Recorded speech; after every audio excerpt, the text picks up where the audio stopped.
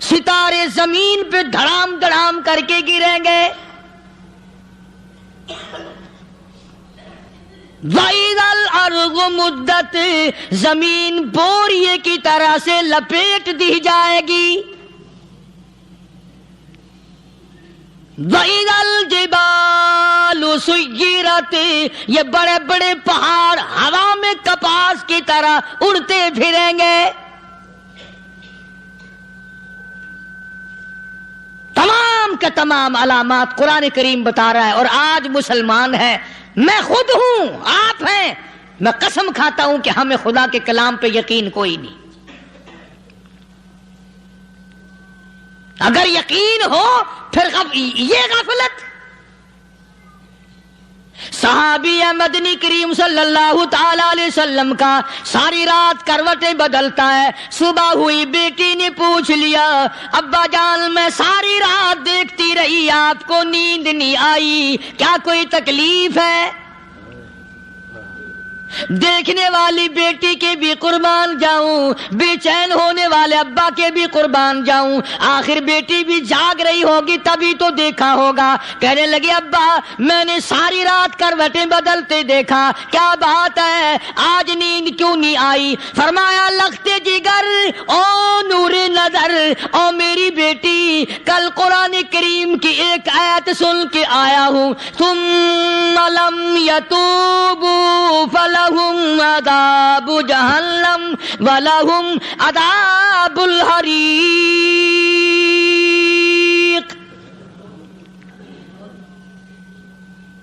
او میری بیٹی جس نے قرآن کریم کے ذریعے جہنم کی خبر سن لی ہو، جہنم کے انگاروں کی خبر سنی ہو، جس نے جہنم کی تباہ کاریاں سن لی ہو، او میری بیٹی نیند کیسے آئے؟ کیسے نیند آئے؟ امام شافعی رحمت اللہ علیہ اتنے بڑے جلیل القدر ولی کامل ہیں، وقت کے امام ہیں، پرہیزگار متقی ہیں. اپنی بیٹی کو فرمانے لگے لختے جگر تیری آنکھیں بگڑتی چلی جا رہی ہیں، میں دیکھتا ہوں تو ساری رات نیند نہیں کرتی، ساری رات سوتی نہیں، مصلی پہ کھڑی ہو کر قرآن پڑھتی رہتی ہے، تو کچھ نیند کر لیا کر، آنکھوں سے محتاج ہو جائے گی. عرض کرنے لگے ابا جان نیند آتی ہے، بستر پہ لیٹ جاتی ہوں، آنکھ لگنے کو ہوتی ہے، فوراً میرے دل میں خیال آتا ہے شافی کی بیٹی تو نے تو بستر سنبھال لیا، صبح تیری نہ معلوم زمین کے اوپر ہوگی یا لاکھوں من مٹی کے نیچے ہوگی. پھر میری نیند اکھڑ جاتی ہے، پھر کھڑی ہو کر خدا کا قرآن پڑھتی ہوں. وہ ساری رات قرآن پڑھا کرتے تھے، اور بدقسمت قوم تمہیں صبح اٹھ کر قرآن کا سپارہ پڑھنے کی توفیق نہیں ہے. مسلمان پر قرآن کا دیدار نصیب نہیں، قرآن کی زیارت نصیب نہیں. گدھے کی طرح کھاتے سو گئے اور گدھے کی طرح صبح اٹھ کر کھانا پینا شروع کر دیا. تو رب کے کلام کا اتنا باغی کہ تو دیکھنا پسند نہیں کرتا.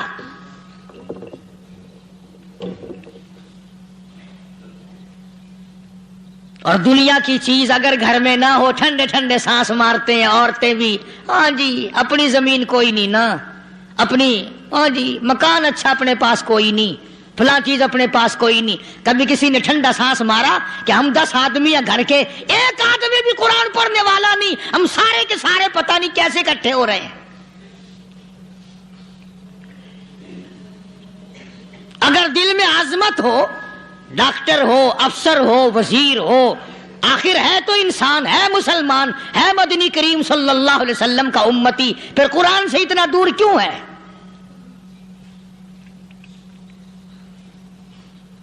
تو اللہ پاک جل شانہ نے فرمایا میرے بندے ہر حال میں ڈر. ہاں تیری ساری چلاکیوں کو میں جانتا ہوں، تیری ساری ہوشیاریوں کو میں اچھی طرح جانتا ہوں. فرمایا وہ دن دور نہیں، آیا وقت قیامت کا، آیا، کوئی کسی کے کام نہیں آئے گا. فرمایا ان وعد اللہ حق فلا تغرنکم الحیات الدنیا. دنیا نے پھنسا لیا، چہل پہل میں پھنس گئے، اس کے رنگ روغن میں لگ گئے، اس کی زیب و زینت میں لگ گئے، رات اسی کی سوچ ہے، دن میں اسی کا فکر ہے، اور مرنے کا کسی کو بھی فکر نہیں۔ قرآن کریم کے آخری سورت آخری لقمان کے آخری آیتوں میں عجیب مضمون رکھا ہے۔ فرمایا ان اللہ عندہ علم الساعۃ وینزل الغیث، قیامت کا ٹھیک وقت اللہ کے سوا کوئی نہیں جانتا۔ کسے معلوم ہے ابھی اگلے منٹ میں کیا ہو جائے گا، سیکنڈ میں کیا ہو جائے گا۔ اچھا ایک بات میرے ذہن میں آئی، یہ بڑے بڑے لوگ آپ کو ملیں گے دیہاتوں میں بھی، بازاروں میں بھی، شہروں میں بھی، فلانا بزرگ غیب کی باتیں بتایا کرتا تھا، فلانا ولی یوں بتایا کرتا تھا۔ کبھی یہ بھی تو پوچھنا کہ اس ولی نے کبھی یہ بھی بتایا کہ میں مروں گا کب، کس دن مروں گا؟ جب اپنی موت کا پتہ نہیں تو اور کسی چیز کا کیا پتہ ہے؟ صرف اٹکل پچو تیر لگانے والی بات ہے۔ ابھی چند مہینے ہوئے یہاں میرے پاس چند نوجوان آئے ملتان شہر سے اور کہنے لگے کہ 25,000 کی چوری ہو گئی ہے، بتا کدھر کون لے گیا، کدھر لے گیا۔ میرے پاس آئے یہاں، میں نے کہا بتا دوں گا پر آدھے لوں گا۔ کہنے لگا نہیں نہیں دیکھنا جی اتنا تو نہ کرو۔ اور میں نے کہا وہ سارے ہی چلے گئے یار، یقین کرو میں یہاں چارپائی میں بیٹھا ہوں دروازے کے باہر، عصر کے بعد پوری پارٹی آئی اسی شہر کی کہ 25,000 روپیہ گم ہو گیا ہے، بتا کدھر گیا ہے۔ سب لوگ کہتے ہیں قاری حنیف بتاتا ہے، سنو قاری حنیف بتاتا ہے، ٹیلا کرا دوں گا میں۔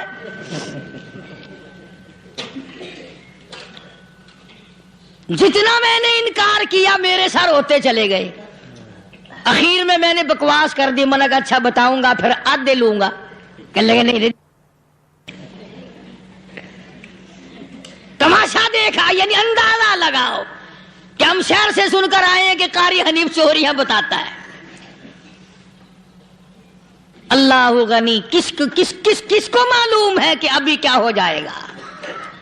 اللہ پاک نے کسی کو نہیں بتایا۔ فرمایا ان اللہ عندہ علم الساعۃ وینزل الغیث،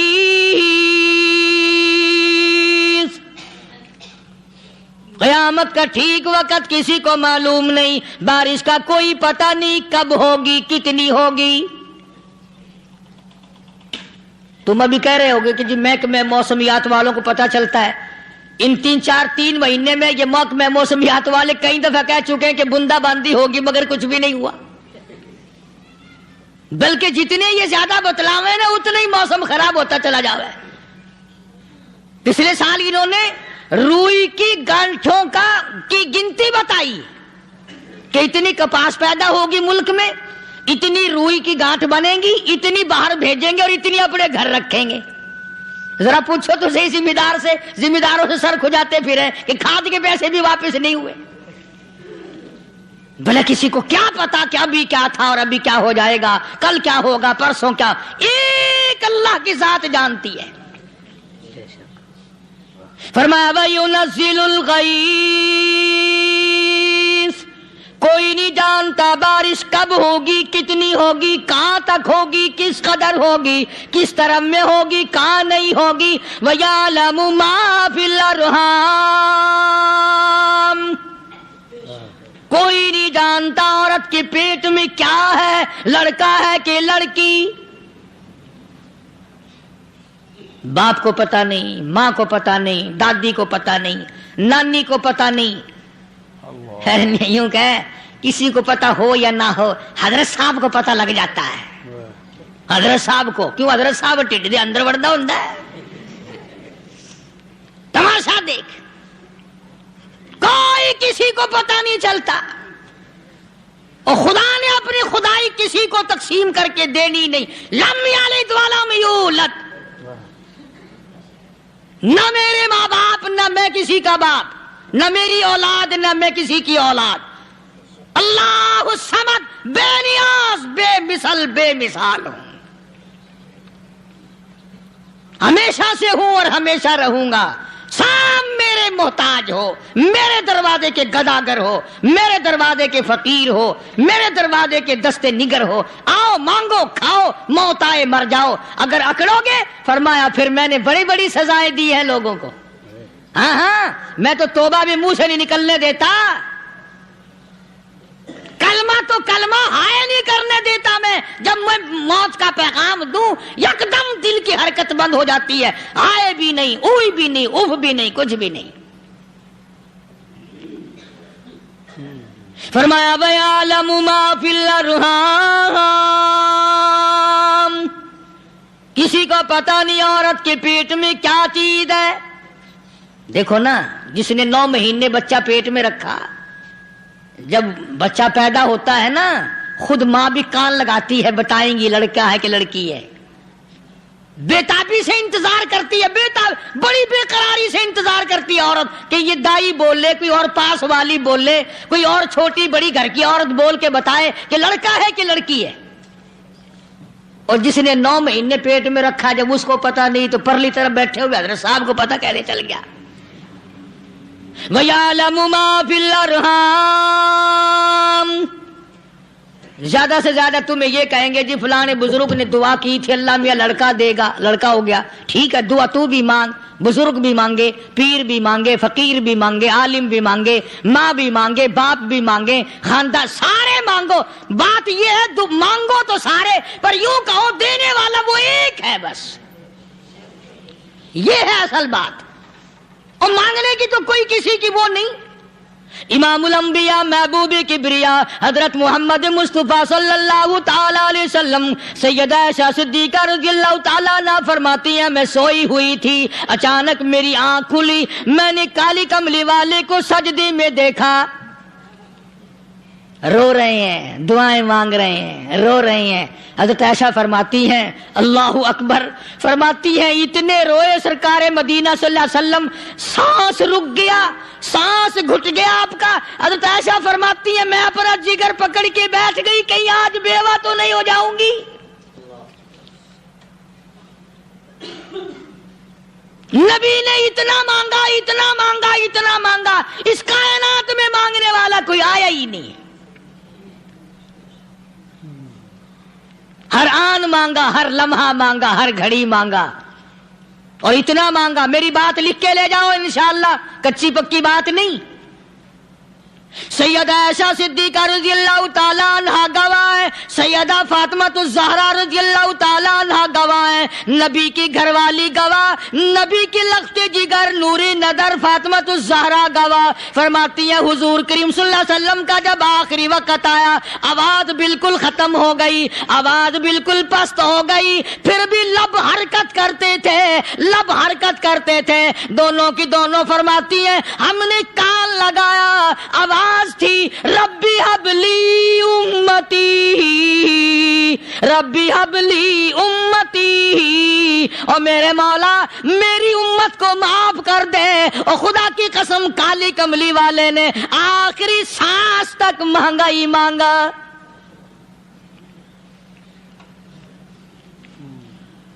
چاہے تیرے لیے مانگا، امت کے لیے مانگا، مگر ہر وقت مانگا۔ اور یوں فرمایا کہ میدان حشر میں جب لوگ چاروں طرف سے پریشان ہو کر، عاجز ہو کر، تنگ ہو کر، دھکے کھا کر، ذلیل ہو کر، انبیاء علیہ الصلوۃ والسلام کے مشورے سے جب حضور کریم صلی اللہ علیہ وسلم کے دربار میں آئیں گے، مشکاۃ شریف میں حدیث موجود ہے، ارشاد حضور کریم صلی اللہ علیہ وسلم کا، فرمایا لوگ مجھے سفارش کے لیے کہیں گے اللہ اکبر، اللہ اکبر کبیرہ، تو یوں فرمایا یہ نہیں فرمایا کہ میں اللہ میاں کو ٹیلی فون کروں گا کہ دیکھنا ذرا خیال کرو امت آ رہی ہے میری، یا امت کو یہ کہے کہ رکا لے جاؤ، بلکہ یوں فرمایا جیسے امت آ کر کے مجھے پریشان کرے گی میں سجدہ کروں گا، میں سجدہ کروں گا، اس وقت بھی سر میرا در تیرا، جھولی میری عطا تیری۔ اور حدیث پاک کا اگر مضمون پڑھ کر دیکھو سارے مضامین حل ہو جائیں۔ یوں فرماتے ہیں خود حضور کریم کہ میں اتنا لمبا سجدہ کروں گا اس وقت قیامت میں، اتنا لمبا سجدہ کروں گا کہ 7 دن 7 راتیں کا وقت 1 ہفتے کے برابر وقت لگ جائے گا، میں سر سجدے سے نہیں اٹھاؤں گا۔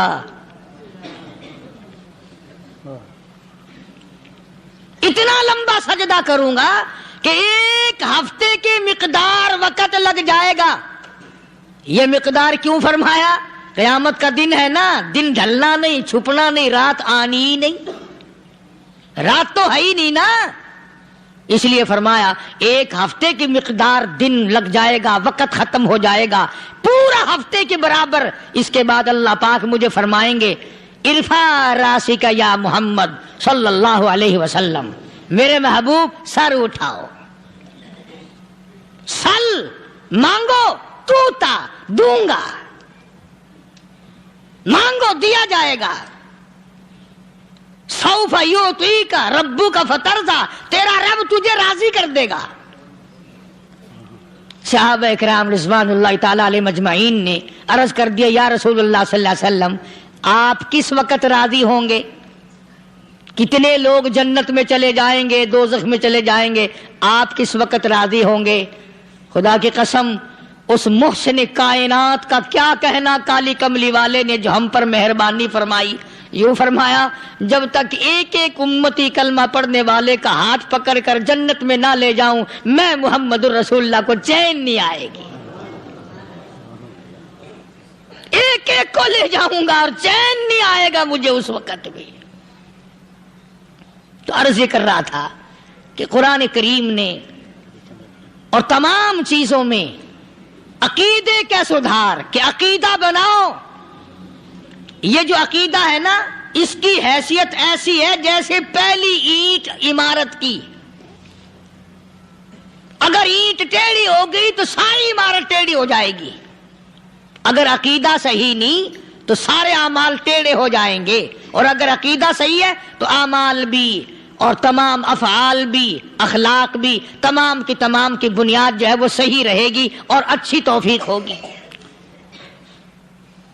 یہ عربی کلمہ ہے، آپ اور میں اگر کلمے کا معنی سمجھ لیں پھر بھی بات بنتی ہے، یہی تو معنی لا الہ الا اللہ، کوئی نہیں بگڑی بنانے والا، کوئی نہیں حاجت روا، کوئی نہیں مشکل کشا، کوئی نہیں تیرا ہاتھ پکڑنے والا، کوئی نہیں مجھے اور آپ کو اولاد دینے والا، کوئی نہیں بیوی بچے دینے والا، کوئی نہیں یہ ہر روز روٹی کھلانے پانی پلانے والا اس کے سوا کوئی نہیں، الا اللہ، ایک اللہ کی ذات ہے۔ اور فرمایا کہ یہ بتایا کس نے کہ یہ سب کچھ کرنے والا کون ہے؟ محمد الرسول اللہ صلی اللہ علیہ وسلم، کہ ہمارے آقا اور مولا حضرت محمد الرسول اللہ صلی اللہ علیہ وسلم نے بتایا۔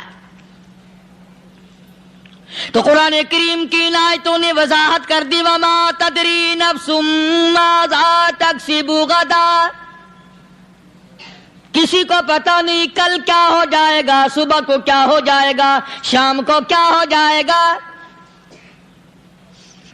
وما تدری نفس بأي أرض تموت،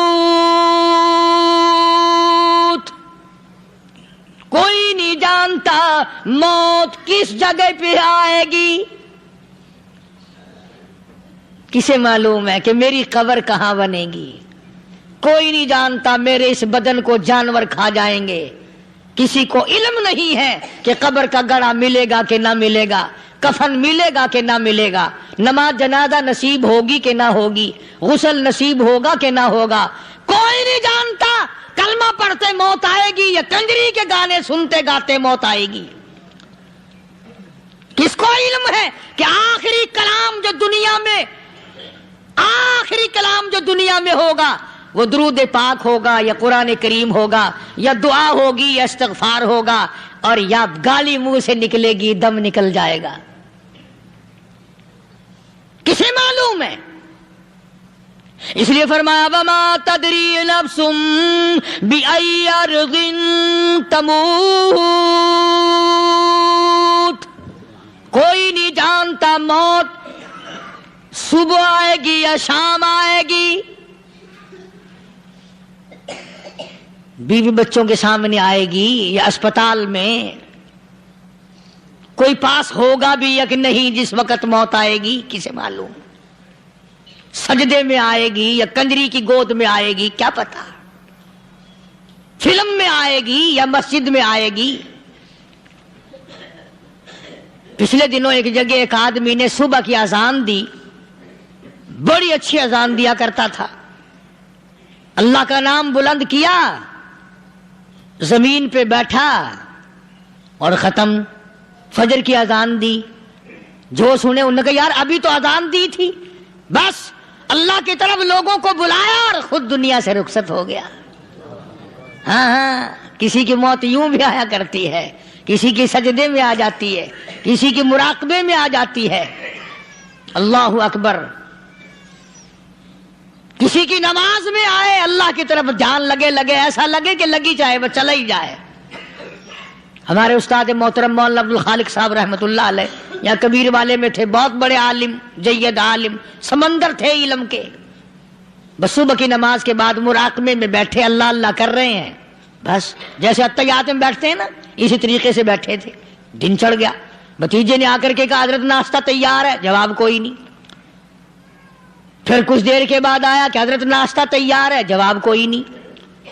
اور دن چڑھ گیا، ہاتھ لگا کے دیکھا کہ حضرت تو پہنچ گئے اللہ کے یہاں۔ کس حالت میں؟ ایسی اللہ اللہ اللہ سے لو لگائی کہ اللہ ہی کے یہاں چلے گئے۔ اور ان اللہ والوں کے پاس اس نیت سے لگا کرو میری آخرت بن جائے، میری قبر بن جائے، میرا آخری کلام جو دنیا میں ہو وہ کلمہ ہو، استغفار ہو، درود پاک ہو، قرآن کریم ہو، پھر تو مزہ ہے۔ اور اگر ہائے ہائے ہائے ہائے کرتے مر گئے تو کیا ہوا؟ فرمایا ان اللہ علیم خبیر، میں خدا کی ذات تمام چیزوں سے واقف ہوں۔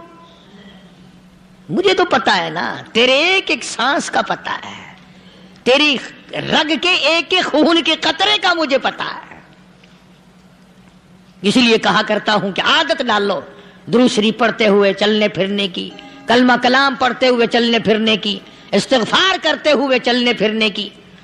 پہلے زمانے میں جب ٹھوکر لگتی تھی تو لوگ سبحان اللہ کہتے تھے، اللہ اکبر، استغفر اللہ۔ اب گالی منہ سے نکلتی ہے، اب گالی منہ سے نکل رہی، گالیاں بکتے ہوئے لوگ مر رہے ہیں۔ حضرت معاذ بن جبل رضی اللہ تعالیٰ عنہ مدینے پاک میں بیمار ہے، آخری وقت ہے۔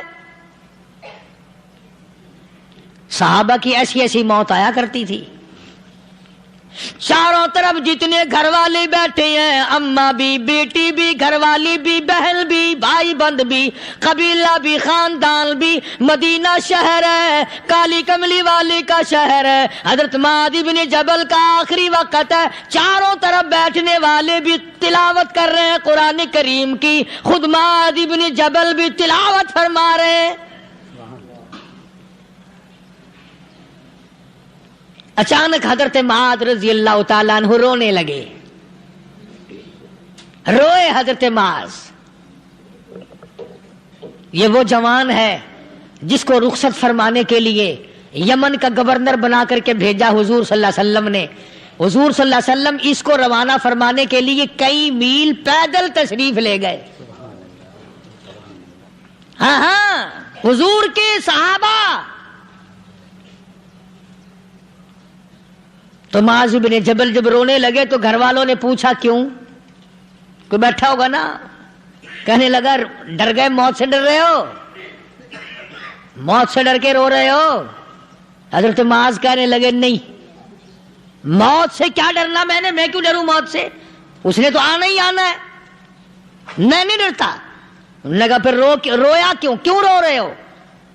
اللہ اکبر۔ صحابی کہتا ہے میرے دل کی تمنا میرے دل میں رہی، میری آرزو پوری نہ ہو سکی، میری حسرت میرے دل میں رہی، میرا شوق پورا نہ ہو سکا، میری آرزو پوری نہ ہو سکی، میری تمنا پوری نہ ہو سکی، بستر پہ موت آ رہی ہے اس لیے رو رہا ہوں۔ اے کاش رمضان کا مہینہ ہوتا، میں روزے دار ہوتا، گرمی کا موسم ہوتا، مجھے سخت پیاس لگی ہوتی، ہوتی, کفار سے مقابلہ ہوتا, میدان جہاد اور جنگ ہوتا, میں کئی کافروں کو قتل کر دیتا, پھر وہ مجھے قتل کر دیتے, میری زبان کاٹ لیتے, میری اللہ کے یہاں پیشی ہوتی, میرا رب مجھ سے پوچھتا میں آج دنیا سے کیا لایا, میں عرض کرتا الہی بولوں کیسے, تیری راہ میں زبان کٹا کے آیا ہوں اور روزہ رکھ کر آیا ہوں, تیرے محبوب کے حوض کوثر کے پانی سے روزہ افطار کروں گا. کہتا اس لیے رو پڑا ہوں کہ بستر پہ موت آ رہی ہے. ڈر کس چیز کا؟ یہ نہیں ڈرا کرتے تھے. حضرت ابو ایوب انصاری سب کہہ دو رضی اللہ تعالی عنہ, اللہ اکبر, کتنا بڑا مقدرہ والا جوان ہے. مدینے پاک میں حضور کریم صلی اللہ علیہ وسلم نے اسی کے یہاں ڈیرا لگایا. آخری وقت ہے, بیمار ہے ابو ایوب انصاری. مدینے سے صحابہ جنگ کے لیے چلے. صحابہ کی تمنائیں دیکھو. ہم جتنے بیٹھے ہماری تمنا تو یہی ہے نا, کاروبار بڑھ جائے, مکان دکان کا ساز و سامان بڑھ جائے, یہ مل جائے وہ مل جائے, یہ ہو جائے وہ ہو جائے. ابو ایوب انصاری بیٹھے ہوئے دیکھ رہے ہیں صحابہ سواریوں پہ پیدل تلوار نیزے تیر لے کے چلے. ابو ایوب انصاری کہنے لگے کہاں چلے ہو؟ کہ جہاد فی سبیل اللہ کے لیے. کہنے لگا مجھے بھی لے چلو. سمجھ رہے ہیں آپ سارے؟ فرمایا مجھے ساتھ لے چلو. کمال ہے, بیمار آدمی اور جنگ میں بیمار کا کیا کام ہے, کیا کرو گے؟ نگا مہربانی کرو, احسان کرو مجھ پر, مجھے ساتھ لے کے چلو. خدا کے بندے بیمار ہے, کرے گا کیا میدان جہاد میں؟ کہنے لگا تم تو بیمار کی بات کر رہے ہو, مجھے ساتھ لے چلو اونٹ پہ ڈال کر. توجہ کرنا ذرا, آخری بات میرے یاد آئی ہے, بتانے لگا ہوں. ابو ایوب انصاری حضور کا میزبان مدینے والا کہتا ہے میں بیمار ہوں, مجھے اونٹ پہ ڈال کے لے چلو, اور اگر میری راستے میں موت آ جائے پھر بھی میری لاش کو ساتھ لے جانا. جہاں کفر اور اسلام کا جنگ ہوگا, مقابلہ ہوگا, اس میدان میں میری لاش کو پھینک دینا. شاید کسی مجاہد کی سواری کا پیر میرے اوپر آ جائے, میں بھی قیامت میں اللہ کے حضور میں کہوں گا یا اللہ تیرے میدان جہاد سے اٹھ کے آیا ہوں میں بھی. اندازہ لگا ابو ایوب انصاری کی تمناؤں کو دیکھ, حضرتوں کو دیکھ. فرمایا مجھے ساتھ لے چلو, اگر میری موت آ جائے تو لاش کو بھی پھینکنا نہیں, دفن راستے میں نہ کرنا, ساتھ لے چلو, وہاں میدان میں ڈال دینا, اور اسلام کے لیے جو لڑنے والے ہوں, کفر کو مٹانے والے ہوں, ان کے پیر میرے اوپر آ جائے میں کامیاب ہو جاؤں گا.